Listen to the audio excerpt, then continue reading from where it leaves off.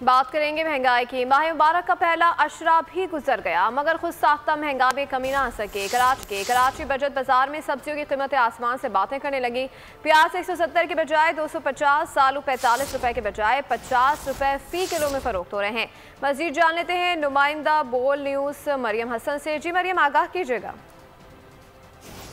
बचत मौजूद हैं और बचत बाज़ार में बराए नाम भी बचत नहीं हो रही है।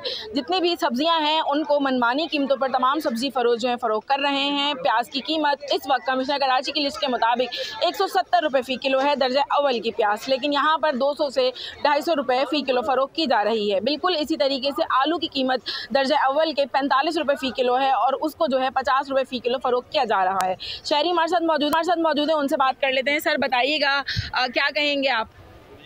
मैं ये कहना चाहता हूँ कि सबके लिए एक बराबरी हो और सबको इंसाफ मिले। मैं नहीं कहता हूँ कि मुझे मिले। सब अपडेट करने के लिए सब्सक्राइब करें और बेल दबाएं ताकि कोई खबर रह न जाए।